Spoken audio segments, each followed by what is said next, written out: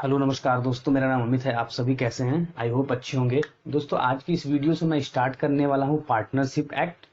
Partnership में हम सारी चीजें धीरे धीरे करके कवर करेंगे, एक एक वीडियो में करके। सारे क्वेश्चन, सारे सोल्यूशन, सारी चीजों में कवर करूंगा। क्वेश्चन कैसे लगाया जाता है बहुत ही सिंपल तरीके से मैं आपको समझाऊंगा, आप बहुत ही अच्छे तरीके से समझ भी जाएंगे।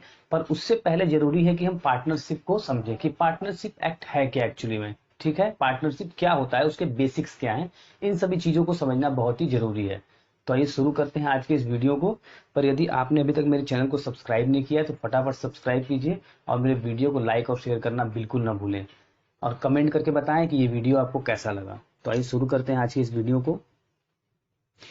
तो सबसे पहले छोटे से एक कहानी के जरिए मैं आपको पार्टनरशिप समझाने की कोशिश करता हूं। तो सबसे पहले आप ये समझिए कि जो पार्टनरशिप है वो एक्ट 1932, पार्टनरशिप एक्ट क्या है 1932, ध्यान रखिएगा। पार्टनरशिप एक्ट 1932 में डिफाइन किया गया है। जो पूरी पूरी पार्टनरशिप है वो 1932 एक्ट के तहत चलती है।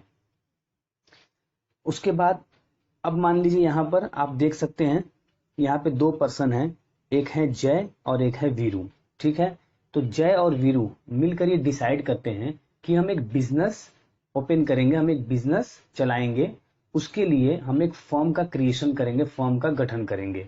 तो सबसे पहला पॉइंट क्या है कि कोई भी पार्टनरशिप फर्म बनाने के लिए दो या दो से अधिक, टू या टू प्लस पार्टनर्स का होना, पर्सन्स का होना बहुत ही आवश्यक है। यदि दो से कम व्यक्ति हैं, मीन्स कि कोई एक व्यक्ति पार्टनरशिप फर्म क्रिएट नहीं कर सकता। मीन्स कि पॉइंट नंबर 1 क्या है कि दो या दो से अधिक व्यक्ति पार्टनरशिप में होना जरूरी है। तो यहाँ पर जय और वीरू जो हैं वो मिलकर क्या करेंगे, एक बिजनेस चलाएंगे। किसके तहत? एक फर्म के तहत। वो एक फर्म का क्रिएशन करेंगे और एक अपने बिजनेस को चलाएंगे। पॉइंट नंबर 2, जो फर्म है, पार्टनरशिप फर्म होता है वो या तो कोई इंडिविजुअल, ध्यान दीजिएगा, जो पार्टनरशिप फर्म होता है वो या तो कोई इंडिविजुअल, जैसे जय और वीरू इंडिविजुअल हैं तो कोई इंडिविजुअल मिलकर फर्म क्रिएट कर सकते हैं, या फिर कोई कंपनी, कोई दो कंपनी मिलकर भी एक फर्म को क्रिएट कर सकती है। तो ध्यान दीजिएगा कि पार्टनरशिप फर्म या तो कोई इंडिविजुअल, दो या दो से अधिक इंडिविजुअल मिलकर क्रिएट कर सकते हैं, या तो फिर दो या दो से अधिक कंपनी मिलकर एक फर्म को बना सकती है। अदरवाइज और कोई भी पार्टनरशिप फर्म का क्रिएशन नहीं कर सकता। पॉइंट नंबर 2 ये था। ठीक है, बहुत ही ध्यान से समझिएगा।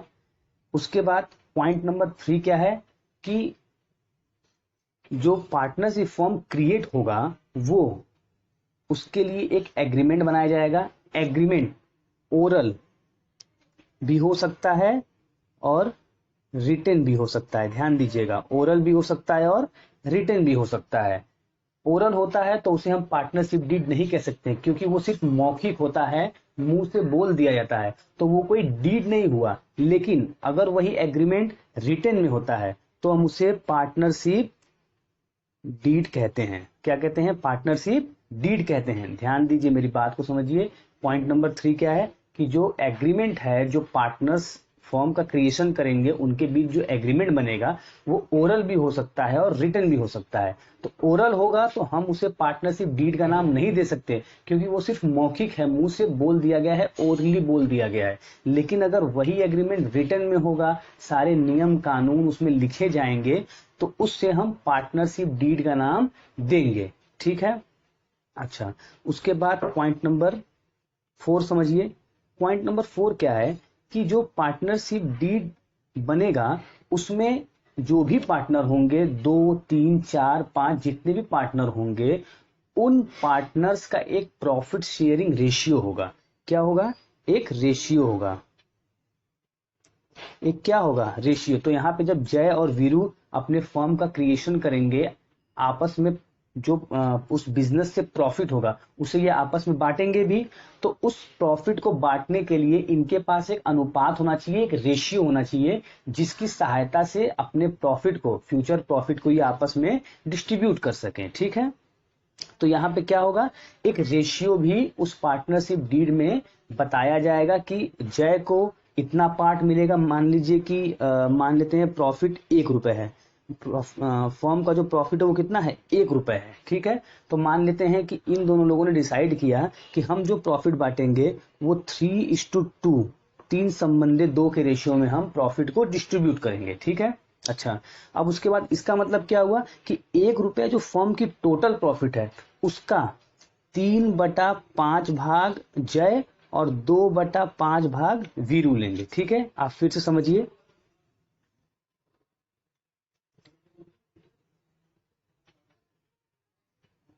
फिर से बात को समझिए। यहाँ पे जो 1 रुपए की प्रॉफिट होगी उसका 3/2 रेशियो के हिसाब से उसको आपस में जय और वीरू बांटेंगे। तो 1 रुपए का जो 3/5 भाग होगा वो जय लेंगे और 2/5 भाग होगा वो कौन लेगा, वीरू लेंगे। इस तरीके से ये 1 रुपए को इन दोनों लोगों में 3/5 और 2/5 के भाग में बांट दिया जाएगा। ठीक है, पॉइंट नंबर 4 आप समझ गए। पॉइंट नंबर 5 समझिए।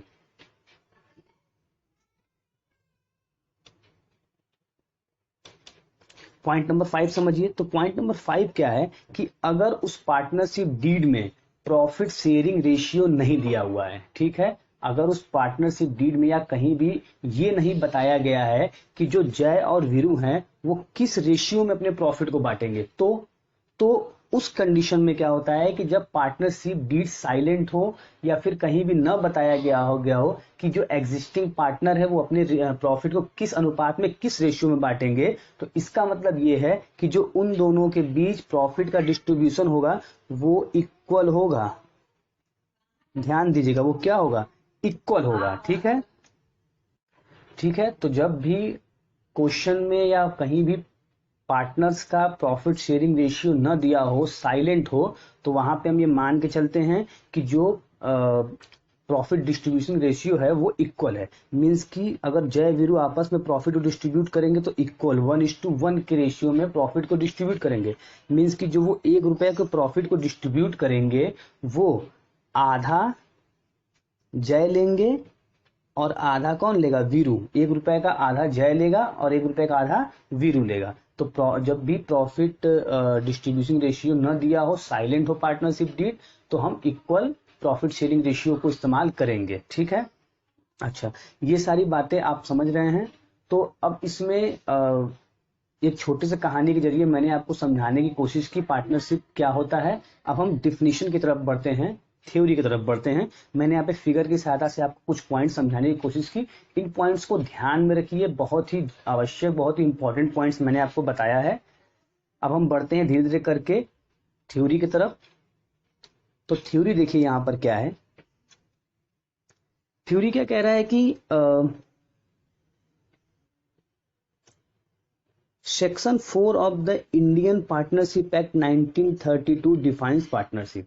तो पार्टनरशिप 1932 में जो सेक्शन 4 है वो पार्टनरशिप को क्या करता है, डिफाइन करता है। ठीक है, यदि आपको एग्जाम में पार्टनरशिप की थ्योरी लिखने को आए तो जिस तरीके से मैंने पॉइंट वाइज पॉइंट लिखा है, पैराग्राफ वाइज न लिखे। पैराग्राफ वाइज में आप मार्क्स को गेन नहीं कर पाएंगे, बट अगर पॉइंट वाइज लिखेंगे तो मार्क्स बहुत अच्छे गेन होंगे। तो पॉइंट नंबर फर्स्ट क्या है कि 1932 के सेक्शन 4 के अंडर में पार्टनरशिप को डिफाइन किया गया है। ठीक है, पॉइंट नंबर 2, व्हेन 2 और more person join hands to set up a business and share its profit and losses is called partnership. ठीक है, तो जब 2 या 2 से अधिक व्यक्ति हाथ मिलाते हैं किस लिए, एक बिजनेस करने के लिए, और उस बिजनेस से प्रॉफिट जो होगा उसे आपस में डिस्ट्रीब्यूट करने के लिए, तो उसे हम पार्टनरशिप कहते हैं। ठीक है, पॉइंट नंबर 3,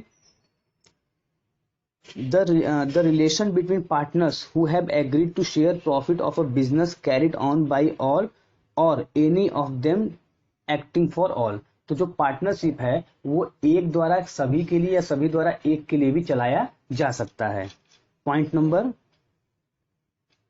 4 देखिए। तो पॉइंट नंबर 4 क्या कह रहा है कि partners are the person who have entered into partnership individually with one another. तो पार्टनरशिप क्या है कि जो साझेदार होते हैं, पार्टनरशिप होते हैं जिन्होंने एक दूसरे के साथ व्यक्तिगत रूप से साझेदारी में प्रवेश करते हैं। जैसा कि मैंने ऊपर बताया कि 2 या 2 से अधिक व्यक्ति होने चाहिए, तो एक दूसरे के साथ क्या है, पार्टनरशिप में वो क्या करते हैं, प्रवेश करते हैं, इंटर करते हैं। लास्ट पॉइंट क्या कह रहा है, point number 5, partners collectively are called firm. तो जब पार्टनर्स आपस में मिलते हैं तो क्या बनाते हैं, फर्म बनाते हैं। ध्यान रखिएगा कि जो पार्टनर्स आपस में मिलते हैं तो वो किसका क्रिएशन करते हैं, एक फर्म का क्रिएशन करते हैं। ठीक है, अच्छा, अब उसके बाद उसकी कुछ विशेषताएं हैं वो देखते हैं, फीचर्स क्या है इसके। तो पॉइंट नंबर 1 देखिए, पॉइंट नंबर 1 क्या कह रहा है कि 2 और मोर पर्सन होने चाहिए। जैसा कि मैंने ऊपर फिगर की सहायता से बताया भी कि पार्टनरशिप क्रिएशन के लिए 2 या 2 से अधिक व्यक्ति का होना बहुत ही आवश्यक है, नेसेसरी है। ठीक है, अच्छा, नेक्स्ट पॉइंट क्या कह रहा है कि for any other business partners must be less than और इक्वल टू 20। किसी भी अदर टाइप के बिजनेस को करने के लिए, अदर टाइप्स के बिजनेस का मतलब मैं अभी आपको समझा दूंगा कि बैंकिंग से छोड़ के अदर देन, ठीक है, अगर बैंकिंग है तो बैंकिंग पे क्या होता है कि पॉइंट नंबर 1 यहाँ पे क्या था, देखिए कि बैंकिंग सेक्टर में क्या होता है कि 10 से अधिक व्यक्ति नहीं हो सकते हैं पार्टनर्स। ठीक है, लेकिन अदर देन बैंकिंग, यहाँ पे जो एनी अदर बिजनेस बोला गया है वो इसका मतलब यही है कि अदर देन बैंकिंग में क्या होता है कि 20 से अधिक व्यक्ति नहीं हो सकते हैं, या इक्वल टू होना चाहिए 20 या लेस देन 20 होना चाहिए, बट 20 से अधिक 20 से अधिक व्यक्ति नहीं हो सकते हैं। ठीक है, अब हम बढ़ते हैं नेक्स्ट पॉइंट की ओर। तो नेक्स्ट पॉइंट क्या कह रहा है कि नेक्स्ट पॉइंट कह रहा है कि the number of a partner exceed the limit partnership become illegal.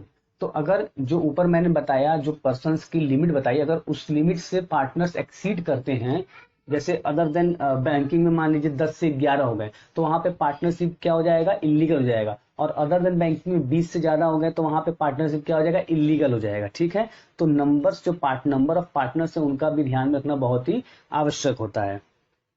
अब हम एग्रीमेंट की तरफ बढ़ते हैं। तो एग्रीमेंट मैंने बताया था कि एग्रीमेंट 2 टाइप का हो सकता है, ओरल और रिटेन। ठीक है, तो ओरल क्या होता है, अगर हम मौखिक रूप से ओरल रूप से बनाते हैं एग्रीमेंट तो वो पार्टनरशिप डीड हम उसे नहीं कह सकते, क्योंकि पार्टनरशिप डीड रिटर्न में होना जरूरी है। जब तक रिटर्न में नहीं होगा तब तक हम उसे डीड का नाम नहीं दे सकते हैं। तो इसलिए बहुत ही आवश्यक है कि पार्टनरशिप डीड रिटर्न में होना चाहिए।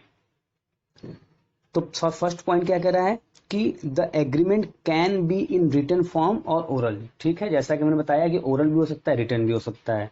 पॉइंट नंबर 2 क्या कह रहा है, the oral agreement is equally valid. Oral agreement भी उतने ही वैलिड होता है जितना रिटन एग्रीमेंट वैलिड होता है। बट रिटन एग्रीमेंट पे जोर क्यों दिया जाता है ये मैं आपको अभी बताऊंगा। Preferably, the partners should have a written agreement in order to avoid dispute in future। ठीक है, अब यहाँ पे बात को समझिए, पॉइंट को ध्यान से देखिए कि रिटन एग्रीमेंट ही लोग प्रीफर क्यों करते हैं। इसलिए क्योंकि अगर भविष्य में कोई डिस्प्यूट हुआ, ठीक है, मान लीजिए जैसा कि मैंने बताया था कि जय और वीरू थे, तो उन्होंने डिसाइड किया कि 3:2 में, मान लीजिए ओरली डिसाइड कर लिया कि 3:2 में वो क्या करेंगे, पार्टनरशिप प्रॉफिट फर्म में जो प्रॉफिट होगा उसे डिस्ट्रीब्यूट करेंगे। ठीक है, अच्छा, फिर उसके बाद कुछ समय बाद क्या होता है कि जो जय हैं वो मुखर जाते हैं, वो बोलते हैं जी नहीं, मुझे 2/5 भाग नहीं मिलना था, मुझे 3/5 भाग मिलना था और आपको 2/5 भाग मिलना था। वो क्या करते हैं, रेशियो को उल्टा करने की कोशिश करते हैं, क्योंकि कोई चीज रिटर्न में नहीं है तो इसलिए उसे साबित नहीं किया जा सकता। इसीलिए फ्यूचर में होने वाले किसी भी प्रकार के डिस्प्यूट से बचने के लिए ये जरूरी है कि एग्रीमेंट रिटर्न में ही होना चाहिए। इसीलिए एग्रीमेंट को रिटर्न में प्रीफर किया जाता है। बट ऐसा नहीं है कि ओरल एग्रीमेंट वैलिड नहीं है, वो भी उतना ही वैलिड है जितना कि रिटर्न एग्रीमेंट वैलिड है। बट फ्यूचर में कोई डिस्प्यूट ना हो, अगर हो तो उसे क्लियर किया जा सके, इसलिए रिटर्न एग्रीमेंट को प्रीफर किया जाता है। ठीक है, पॉइंट नंबर 3 देखिए। तो पॉइंट नंबर 3 क्या कह रहा है कि to carry on some business here should be an agreement. ठीक है, तो इसमें क्या कर रहा है कि कुछ व्यवसाय करने के लिए एक समझौता होना चाहिए। जो एग्रीमेंट बन रहा है, जो समझौता बन रहा है पार्टनर्स के बीच, जरूरी है कि कैरी ऑन अ बिजनेस, कुछ कैरी ऑन सम बिजनेस, कुछ बिजनेस करने के लिए ही वो समझौता होना चाहिए। कुछ ऐसा नहीं है कि ऐसे ही कोई एग्रीमेंट बना लिया, बिजनेस करना ही नहीं है, नहीं, बिजनेस होना चाहिए और उसमें प्रॉफिट भी होना चाहिए।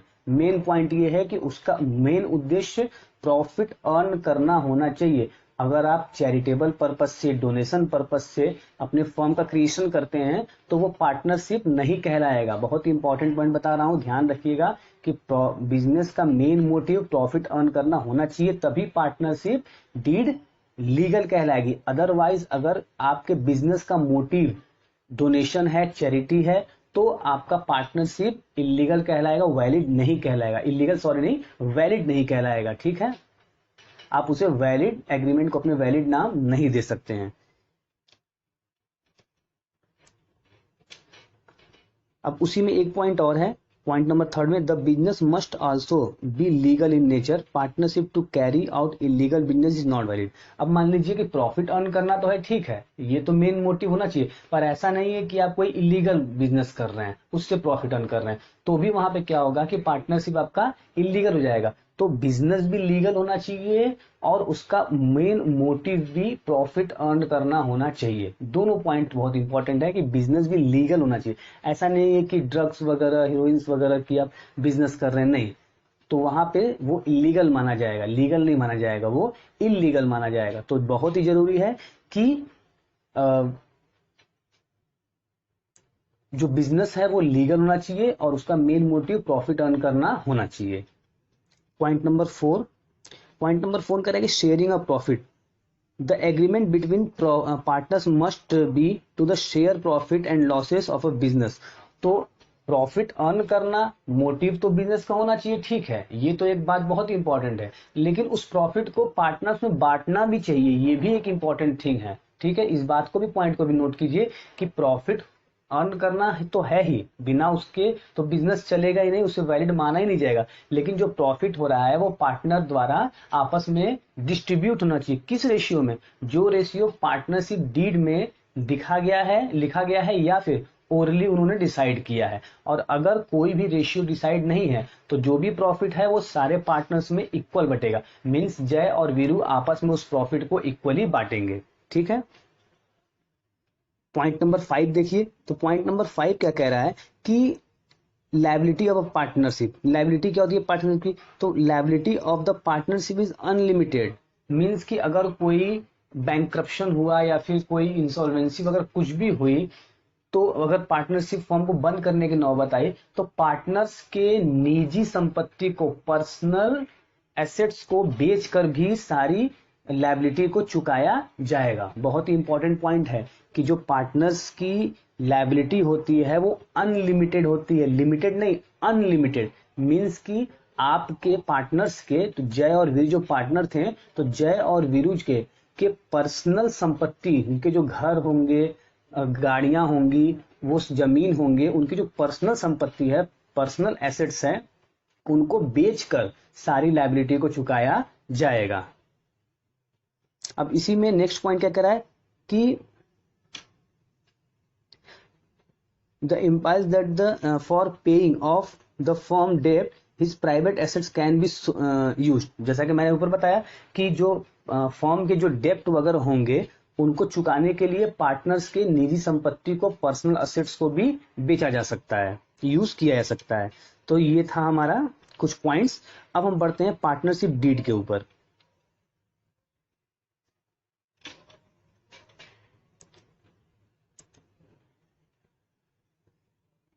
अभी तक मैंने आपको फीचर्स बताया, अब हम बढ़ते हैं पार्टनरशिप डीड के ऊपर। तो फर्स्ट पॉइंट क्या है? पार्टनरशिप डीड जो होता है, जो पार्टनरशिप डीड पार्टनर्स के बीच बनाया जाएगा, मैं आपको फिर से याद दिलाता हूं कि पार्टनरशिप में जो एग्रीमेंट, सबसे पहला देखिए एग्रीमेंट है, फर्क को समझिए, एक एग्रीमेंट है और एक डीड है। ठीक है, ध्यान से समझिए, एक एग्रीमेंट है और एक डीड है। ठीक है, एक पार्टनरशिप डीड है। ठीक है, तो पार्टनर्स जो होते हैं, जो जय वीरू पार्टनर हैं, उनके बीच जो एग्रीमेंट बनेगा वो ओरल और रिटेन दोनों हो सकता है और दोनों इक्वल वैलिड होंगे।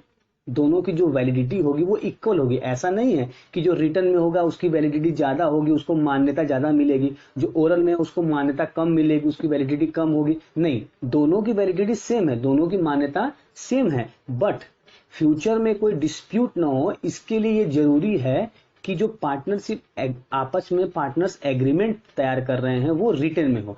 तो जो रिटेन में जब एग्रीमेंट को तैयार किया जाता है तो उसी को हम नाम देते हैं पार्टनरशिप डीड। ठीक है, तो यहाँ पे हम जो रिटेन में एग्रीमेंट तैयार किया जा रहा है, ध्यान दीजिएगा, जो एग्रीमेंट रिटेन में तैयार किया जा रहा है उसे हम नाम कहते हैं पार्टनरशिप डीड। तो उस डीड में कौन कौन से पॉइंट्स होते हैं वो समझिए। तो पॉइंट नंबर वन कह रहा है कि the partnership agreement can be either written या फिर ओरल या रिटेन, जैसा कि मैंने बताया कि रिटेन या ओरल हो सकता है। नेक्स्ट पॉइंट,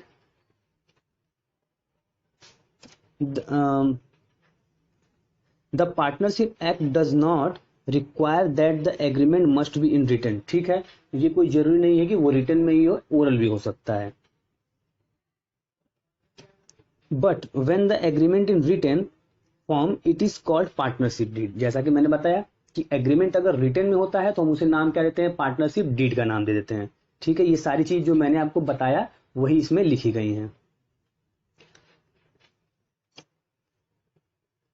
नेक्स्ट पॉइंट कह रहा है कि पार्टनरशिप डीड शुड बी डली signed by the partner, stamped and registered. तो जो पार्टनरशिप डीड है वो पार्टनर्स द्वारा साइन होने चाहिए, स्टैम्प्ड होने चाहिए और रजिस्टर्ड होने चाहिए। जो एग्रीमेंट आप बना रहे हैं उस पे पार्टनर्स के साइन होने चाहिए, स्टैम्प होने चाहिए और वो रजिस्टर्ड होने चाहिए, तभी वो एक वैलिड पार्टनरशिप डीड का रूप लेगा। अदरवाइज वो वैलिड पार्टनरशिप डीड का रूप नहीं ले सकता है। कहने का सेंस ये है कि जो एग्रीमेंट तैयार किया गया है जिसमें सारे नियम कानून लिखे गए हैं, तो उसमें पता चला कि पार्टनर्स ने साइन ही नहीं किए हैं। तो जब एग्रीमेंट पे पार्टनर ने साइन ही नहीं किया तो हम उसे एक वैलिड डीड, पार्टनरशिप डीड का नाम कैसे दे सकते हैं। तो तब तक वो वैलिड नहीं माना जाएगा एग्रीमेंट जब तक कि उस पर पार्टनर द्वारा साइन, स्टैम्प और वो रजिस्टर्ड नहीं होगा।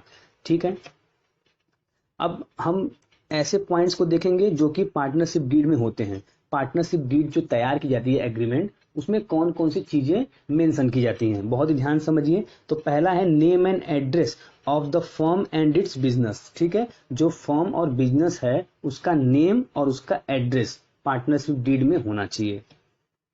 Point number 2, name and address of all partner. जितने भी पार्टनर हैं उनके नेम और एड्रेस होना चाहिए। जैसे जय और वीर 2 पार्टनर थे तो दोनों के नाम, दोनों के एड्रेस उस एग्रीमेंट में होने चाहिए, डीड में होने चाहिए। Point number 3, the contribution of the amount of capital by each partner. जय और वीरू बिजनेस स्टार्ट करने के लिए कितना कितना कैपिटल लगा रहे हैं वो भी उसमें मेंशन होना चाहिए। पॉइंट नंबर, नेक्स्ट देखिए, point number 4, the accounting period of a firm. जो फर्म का क्रिएशन हो रहा है उसकी अकाउंटिंग पीरियड क्या रखी गई है। नॉर्मली अकाउंटिंग पीरियड 1 अप्रैल से 31 मार्च की होती है, तो वो उसमें मेंशन होना चाहिए कि फर्म की जो अकाउंटिंग पीरियड है वो 1 अप्रैल से लेके 31 मार्च तक है। ठीक है, नेक्स्ट पॉइंट करेंगे the date of commencement of the partnership. जो साझेदारी की शुरुआत की तारीख है, कमेंसमेंट ऑफ पार्टनरशिप डेट है, वो भी उस डीड में मेंशन होना चाहिए। Next point, rule regarding an operation of a bank account. जितने भी बैंक खाते के संचालन है वो भी उसमें मेंशन होना चाहिए कि बैंक कैसे संचालित किया जाएगा, कौन सा बैंक में अकाउंट खुला हुआ है, कि किस टाइप का अकाउंट खुला हुआ है, ये सारी चीजें उस एग्रीमेंट में होनी चाहिए। Next point, profit and loss sharing ratio. मैंने जैसा कि बताया कि जय और वीरू किस रेशियो में अपने प्रॉफिट या लॉस को बांटेंगे जो फर्म से होगा वो उसमें होना चाहिए। और अगर नहीं है तो हम क्या मान के चलेंगे, इक्वल प्रॉफिट शेयरिंग रेशियो मान के चलेंगे।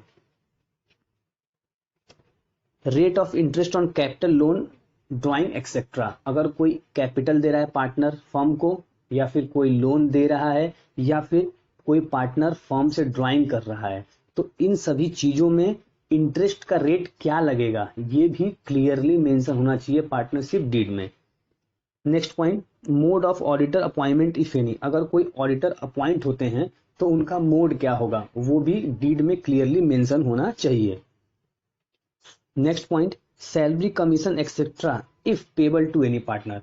कोई यदि किसी पार्टनर को, देखिए पार्टनर प्रॉफिट तो लेंगे ही, जो बिजनेस से प्रॉफिट होगा वो तो पार्टनर लेंगे ही, आपस में बांटेंगे ही, लेकिन किसी पार्टनर को प्रॉफिट के अलावा कोई सैलरी या कमीशन भी दिया जा रहा है तो वो भी पार्टनरशिप डीड में मेंशन होना चाहिए। फॉर एग्जाम्पल मान लीजिए जय और वीरू हैं, तो जय ज्यादा काम करते हैं तो जय और वीरू ने मिलकर डिसाइड किया कि जय को 10,000 रुपए सैलरी एक्स्ट्रा दी जाएगी, या फिर ये डिसाइड किया कि जो 1 घंटे भी ज्यादा काम करेगा तो उसको पर आवर के हिसाब से 1,000 रुपीज पे किया जाएगा। तो वो चीजें जो भी हैं वो पार्टनरशिप डीड में मेंशन होना चाहिए। The right duties and liability of each partner, कौन से पार्टनर्स की ड्यूटीज क्या है, लायबिलिटीज क्या है, प्रत्येक पार्टनर्स की ड्यूटीज लायबिलिटीज को उसे क्या करना है क्या नहीं करना है, सारी चीजें पार्टनरशिप डीड में मेंशन होनी चाहिए। Treatment of loss arising out of insolvency of one और मोर पार्टनर, तो एक या एक से अधिक जो साझेदार हैं उनके दिवालिया होने से जो नुकसान हुआ है उसके उपचार के लिए क्या करना है, मतलब कि उसकी भरपाई के जो लॉस हो गया, इंसॉल्वेंसी हो गया, उसकी भरपाई कैसे होगी, किस प्रकार से होगी, ये सारी चीजें पार्टनरशिप डीड में मेंशन होनी चाहिए। Settlement of account on the dissolution of a partnership firm, partnership firm क्या अगर डिसॉल्व हो गया, बंद हो गया, तो उसकी सेटलमेंट कैसे की जाएगी, इन सभी चीजों को हम पार्टनरशिप डीड में मेंशन करते हैं। Method of settlement of dispute among the partner, अगर जय और वीरू जो पार्टनर है उनके बीच कोई डिस्प्यूट हो गया, कोई तनाव हो गया, कोई झगड़ा हो गया, तो उस डिस्प्यूट को कैसे सॉल्व किया जाएगा, ये भी पार्टनरशिप डीड में लिखा जाता है। Rule to the followed in case of admission retirement of a death of partner, अगर कोई पार्टनर एडमिट, मान लीजिए जय और वीरू हैं, अब एक गब्बर भी आ गए, उन्होंने बोला कि भैया मुझे अपने फर्म में एडमिट कर लो, मैं भी आपका पार्टनर बनना चाहता हूँ, तो जो गब्बर आएंगे नए पार्टनर, उनके रिगार्डिंग क्या रूल्स वगैरह फॉलो किया जाएगा नए पार्टनर के आने पे, या कोई एग्जिस्टिंग पार्टनर्स जा रहा है, ठीक है, अब जय गब्बर वीरू में से जय छोड़ के जा रहे हैं 1 साल बाद, तो कोई पार्टनर अगर जा भी रहा है तो उसके रिगार्डिंग क्या रूल होने चाहिए, कोई पार्टनर रिटायर हो गया तो उसके रिगार्डिंग क्या रूल होने चाहिए, कोई पार्टनर डेथ हो गया तो उसके रिगार्डिंग क्या रूल होने चाहिए, तो ये सारी चीजें क्लियरली मेंशन होनी चाहिए पार्टनरशिप डीड में, ठीक है। तो यहाँ पे मैंने आपको सारी चीजें बता दी। तो पार्टनरशिप डीड में जितनी भी चीजें मेंशन की जाएंगी उसको समझ के आप क्लियरली, आपको दिमाग में ये बात क्लियर हो गई होगी कि ये बहुत ही जरूरी है कि पार्टनरशिप डीड एग्रीमेंट जो है वो रिटेन में होना चाहिए। पार्टनरशिप डीड क्या होना चाहिए, रिटेन में होना चाहिए, ताकि सारी चीजें क्लियर हो और फ्यूचर में कोई भी डिस्प्यूट ना हो, और अगर हो तो उसे इजीली सॉल्व किया जा सके। लेकिन यदि हम मुंह से बोल के केवल एग्रीमेंट कर लें कि चलो यार तुम इतना प्रॉफिट रखने का, हम इतना प्रॉफिट रख लेंगे, तो इन फ्यूचर जय और वीरू आपस में लड़ सकते हैं कि नहीं हमें तो इतना प्रॉफिट मिलना था, हमने तय किया था, वो बोलेगा नहीं हमें इतना प्रॉफिट मिलना था, हम वो बोलेगा कि मैं 1 घंटे ज्यादा काम करूंगा तो मुझे 5,000 चाहिए था, वो बोलेगा नहीं हम डिसाइड किए थे कि 1,000 देंगे। तो ये सारी चीजों से बचने के लिए ही रिटेन में एग्रीमेंट हम लोग करते हैं, पार्टनरशिप डीड बनाते हैं, जिसे हम लोग पार्टनरशिप डीड का नाम देते हैं एग्रीमेंट को, ठीक है। तो ये थी छोटी सी एक कहानी पार्टनरशिप की बेसिक जो मैंने आपको बता दी। तो इन बातों को बहुत ही ध्यान में रखिएगा कि मैंने क्या क्या बताया, कि 2 या 2 से अधिक व्यक्ति होने चाहिए पार्टनरशिप फॉर्म को क्रिएट करने के लिए। जब पार्टनर्स मिलते हैं तो एक फॉर्म का क्रिएशन करते हैं जिसे हम पार्टनरशिप फॉर्म बोलते हैं। पार्टनरशिप का जो एग्रीमेंट है वो रिटेन और ओरल में होना चाहिए, दोनों ही इक्वली वैलिड होते हैं। पर फ्यूचर के डिस्प्यूट से बचने के लिए हम कोशिश करते हैं कि जो एग्रीमेंट है वो रिटेन में हो, ठीक है। जो बिजनेस है वो लीगल बिजनेस होना चाहिए और उसका मेन मोटिव प्रॉफिट अर्न करना होना चाहिए। अगर हम चैरिटी या डोनेशन के पर्पज से पार्टनरशिप फॉर्म का क्रिएशन करते हैं तो वो इनवैलिड माना जाएगा, वो फॉर्म वैलिड फॉर्म नहीं माना जाएगा। ये जरूरी है कि फर्म का उद्देश्य, बिजनेस का उद्देश्य प्रॉफिट अर्न करना तो होना चाहिए, बट ये भी जरूरी है कि जो प्रॉफिट हो रहा है वो प्रॉफिट शेयरिंग रेशियो के हिसाब से सारे पार्टनर्स में बंटना भी जरूरी है। तो ये सब चीजें जो पॉइंट्स हैं ये आप याद रखिए। जो प्रॉफिट है वो उस रेशियो में डिस्ट्रीब्यूट होगा जो रेशियो पार्टनरशिप डीड में लिखी गई है। यदि रेशियो नहीं बताया गया है तो जितने भी पार्टनर्स हैं उनमें सारा प्रॉफिट इक्वली डिस्ट्रीब्यूट किया जाएगा, ठीक है। ये सब चीजें जो मैंने आपको बताई बहुत ही इंपॉर्टेंट है, इसको ध्यान में रखिए। एक पॉइंट और, जो पार्टनरशिप है, जो पार्टनर्स होते हैं उनकी लायबिलिटी अनलिमिटेड होती है। मींस कि अगर कोई प्रॉब्लम हुई फर्म को बंद करना पड़ा तो जो उनके डेप्ट हैं, मतलब कि जो फर्म ने उधार ले रखे हैं वगैरह, जिनका बकाया है फर्म के ऊपर, उनके डेप्ट को चुकाने के लिए पार्टनर्स के प्राइवेट पर्सनल चीजों को भी यूज में लाया जा सकता है, उसे भी सोल्ड आउट किया जा सकता है। तो ये सारी चीजें जो मैंने आपको बताई बहुत ही इंपॉर्टेंट बताई, ये सब चीजें ध्यान रखिए। पार्टनरशिप का जो एक्ट है वो 1932 है, ठीक है। नेक्स्ट जो मैं वीडियो बनाऊंगा उसमें मैं बताऊंगा रेशियो पे, मैम क्वेश्चन सॉल्व करेंगे, पर उससे पहले मैं आपको इसके अगले वीडियो में ये बताऊंगा कि एक्चुअली में रेशियो, न्यू रेशियो क्या होता है, सेक्रीफाई रेशियो क्या होता है, न्यू रेशियो की जरूरत ही क्यों पड़ती है। ठीक है। ओल्ड रेशियो से ही काम क्यों नहीं चलता है, ये सारी चीजें पहले मैं बेसिक आपको समझाना चाहता हूँ, उसके बाद क्वेश्चन पे जाना चाहता हूँ, ताकि सारी चीजें आपके माइंड सेटअप हो, सारी चीजें आपके माइंड में क्लियर हो, आप पार्टनरशिप बहुत ही अच्छे से समझिए। नेक्स्ट टॉपिक में हम लोग यही समझेंगे कि sacrifice ratio, gaining ratio, new ratio क्या होता है, इनकी जरूरत क्यों पड़ती है, सारी चीजें हम समझेंगे। उसके बाद नेक्स्ट टॉपिक से थर्ड वीडियो से हम लोग क्वेश्चन लगाना स्टार्ट कर देंगे। तो thank you very much. Comment करके बताएं कि ये वीडियो आपको कैसा लगा। Thanks for watching. Please like and share my video. Thank you.